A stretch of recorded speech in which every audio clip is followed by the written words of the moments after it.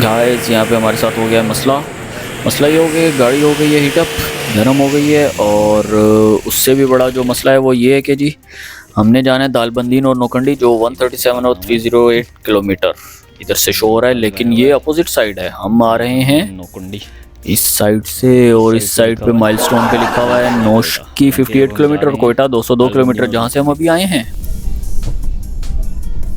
अस्सलाम वालेकुम दोस्तों। जी दोस्तों, कोयटा से हमारा सफ़र शुरू हो चुका था और अब हम इस रोड पर आ गए हैं जो है लंदन रोड कहलाता है। You know what is London road? ये लंदन तक जाता है। वाकई में मजाक की बात नहीं है, ये सच में लंदन तक जाता है। ईरान से होता हुआ, पाकिस्तान से ईरान, ईरान से आगे तुर्की, सीरिया वगैरह, ये होता हुआ ये लंदन रोड कहलाता है और ये इसका नाम ही लंदन रोड है।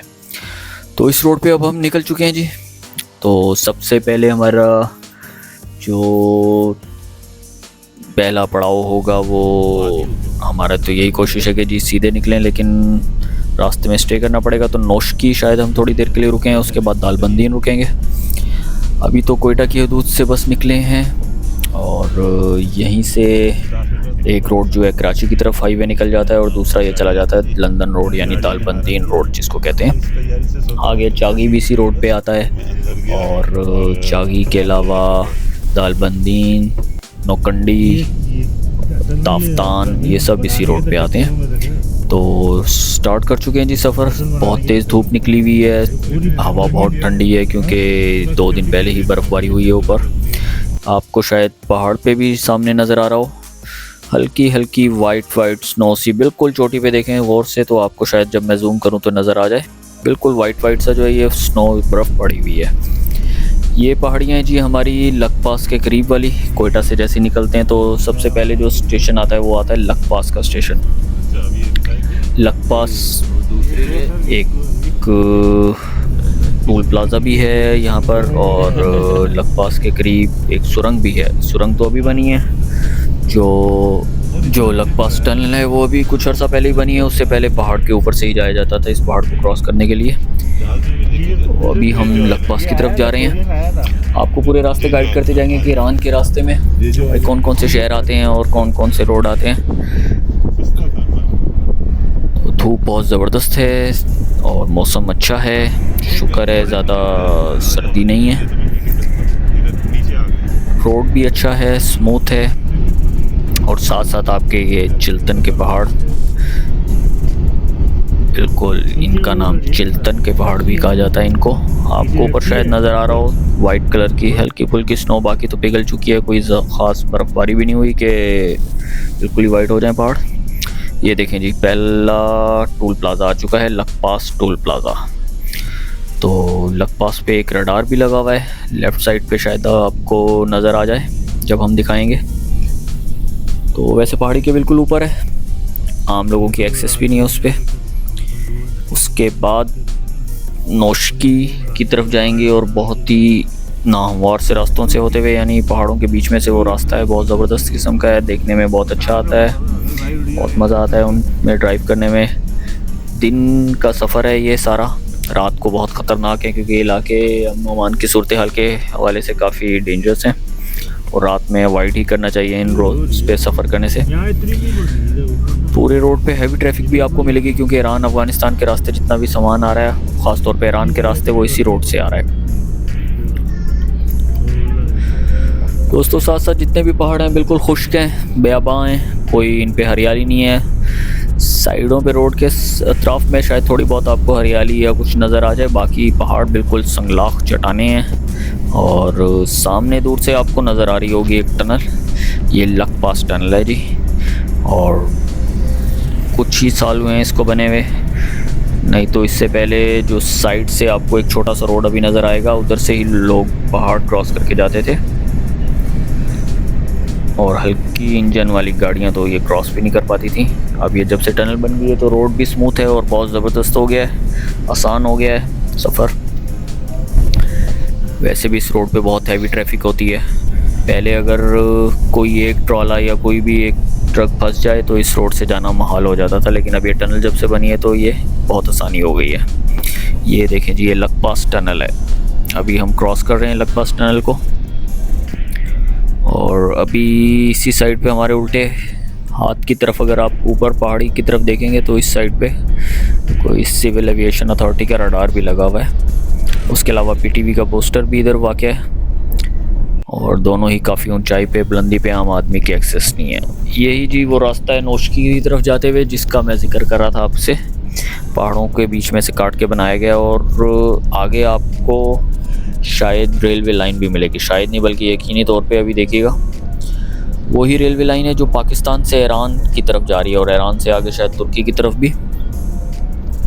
पाकिस्तान ईरान रेलवे लाइन, ये आपको अभी कुछ देर बाद उसके आसार नज़र आ जाने शुरू हो जाएंगे। ट्रेन्स, मुसाफिर ट्रेन्स तो नहीं जाती लेकिन माल बरदार गाड़ियों का इधर से आना जाना लगा रहता है। और लास्ट टाइम जब हम आए थे तो हमने एक माल बरदार गाड़ी यानी माल गाड़ी को देखा भी था इधर।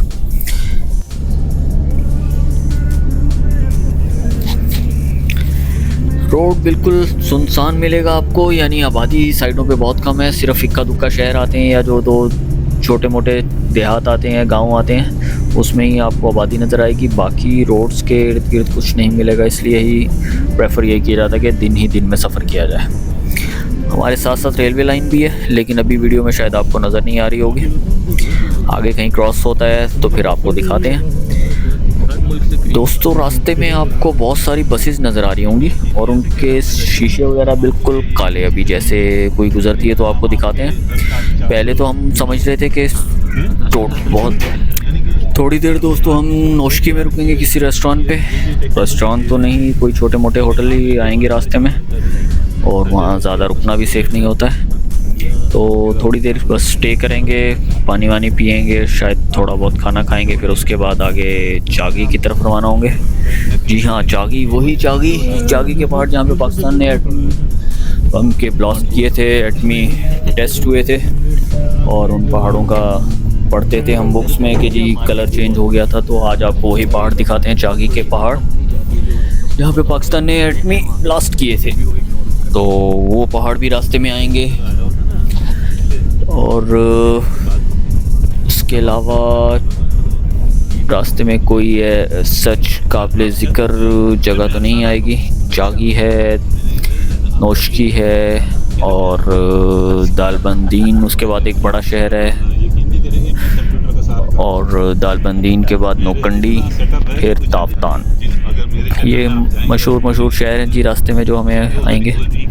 तो इन्हीं की बस आपको चलते फिरते थोड़ी बहुत सैर करवाएंगे। ज़्यादा डिटेल टूर तो इन शहरों का नहीं करवा पाएंगे लेकिन चलते फिरते बस हल्का फुल्का सा इनका सरसरी सा टूर आपको करवाते हैं।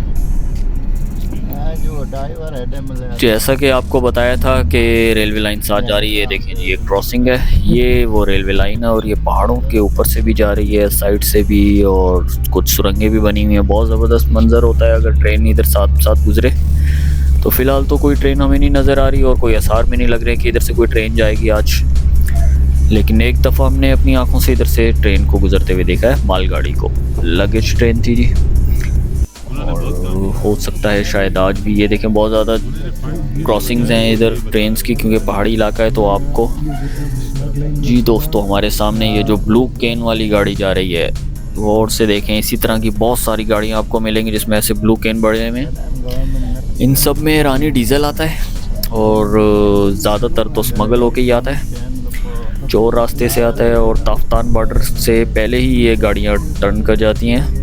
मुख्तलिफ़ रास्ते इन्होंने अपनाए हुए हैं और सिर्फ डीज़ल ही नहीं, आजकल एक और तिजारत चल रही है ईरान के साथ, लीगल या इलीगल वो हमें नहीं पता, स्मगलिंग वैसे तो ज़्यादा होती है। वो तिजारत है सोलर पैनल्स की। तो बहुत बड़ी तादाद में सोलर पैनल्स ईरान से आ रहे हैं। अभी रास्ते में आपको दिखाते हैं, हमें बहुत सारी गाड़ियाँ मिली जिन पर सोलर पैनल लगे हुए थे। अभी देखिएगा रास्ते में आपको ऐसी बहुत सारी गाड़ियाँ मिलेंगी। और बसेस का जिक्र मैं कर रहा था, तो बसेस रास्ते में इतनी ज़्यादा होती हैं, बंदा सोचता है कि यार शायद बहुत सारी मुसाफिर बसें जा रही हैं। शीशे उनके बिल्कुल ब्लैक होते हैं, तो असल में वो टोटल उन्होंने लगेज बसेस बनाई हुई हैं, यानी अंदर सीटें वीटें कुछ नहीं है, टोटल सामान भरा हुआ है। और ज़्यादातर तो स्मगलिंग का होता है, कुछ लीगल भी होता है उसमें। तो वो टोटल भर के बस और इधर से कोयटा के रास्ते पे पूरे पाकिस्तान को ये माल सप्लाई होता है। कोयटा में तो ईरानी सामान वैसे भी बहुत ज़्यादा मिलता है, उसके अलावा दूसरा रास्ता गवादर वाला है। ये देखिए जी, बहुत सारे ट्रक आ रहे हैं जिसमें गैसेस है, शायद गैस वाले भी हैं, कंटेनर वाले भी हैं, सामान वाले भी हैं। और ईरान के रास्ते जो तिजारत है वो सारी इसी रूट के ज़रिए हो रही है, कोयटा जो सामान आता है। तो ये बहुत ही एक मसरूफ़ रूट है दिन के टाइम पे। तो ये साथ साथ हमारे रेलवे लाइन भी जा रही है। ये देखिए जी, जैसे एक ये बस है, आप अब हमें अंदाज़ा लगाना मुश्किल है कि ये लगेज वाली है या मुसाफिर वाली। लग तो मुसाफिर वाली रही है, लेकिन इसमें भी ब्लैक शीशे किए हुए, तो इसका मतलब ये देखें, जैसे ये ब्लू वाली बस है, ये टोटल सामान से भरी हुई है, इसके अंदर कोई पैसेंजर नहीं होगा। और ये जितने भी ट्रक हैं ये सब भी ईरान से आ रहे हैं, ताफ्तान बॉर्डर से। यानी कह लें कि हम ईरान के नज़दीक जाते जा रहे हैं। और ये रास्ते में आपको ऐसे लग रहा है जैसे नीचे वाइट रेत है, वाइट रेत नहीं है, सेम ज़दा इलाका है, टोटल सेम है। और यहाँ पे दरख्त भी आपको नज़र आ रहे हैं। और ये जो दरख्त और हरियाली थोड़ी सी है, ये इस बात की अलामत है कि अब हम चागी के नज़दीक हैं, क्योंकि चागी में काफ़ी दरख्त लगे हुए हैं। हालांकि वहाँ पे काफ़ी रिएक्शन हुआ होगा, ताबकारी भी फैली होगी जब पाकिस्तान ने ब्लास्ट किए थे एटमी, तो लेकिन उसके बावजूद पूरे रूट पे आपको सबसे ज़्यादा हरियाली चागी में ही मिलेगी, इस वाले रूट पे, कोयटा से दालबंदी और ताफ्तान वाले रूट पे।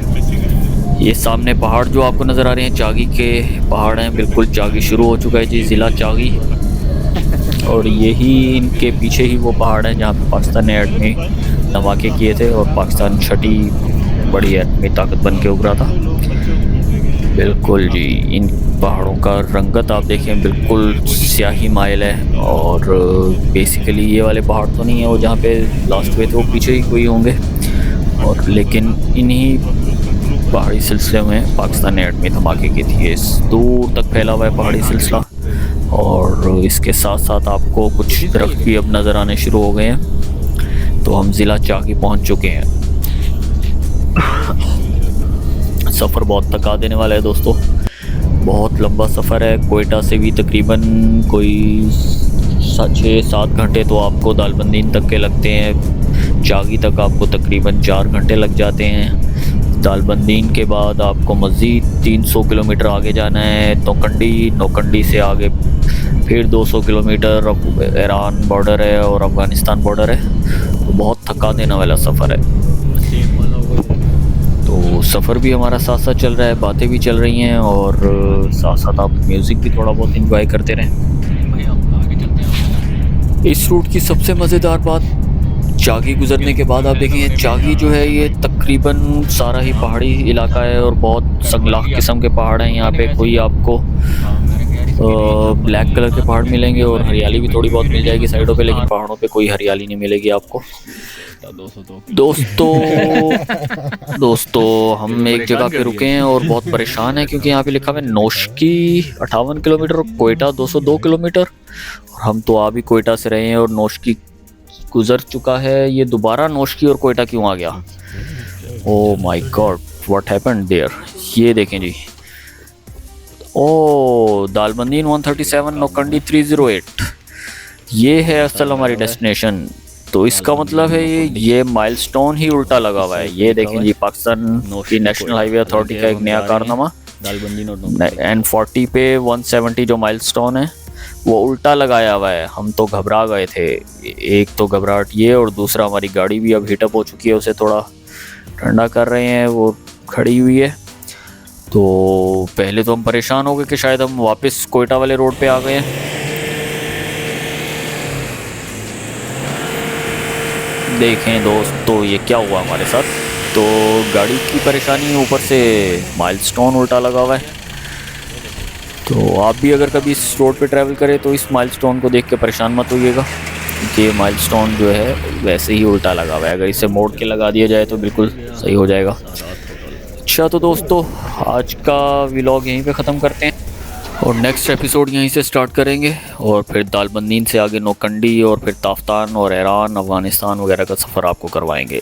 Stay tuned with explore with Sohail Rajput.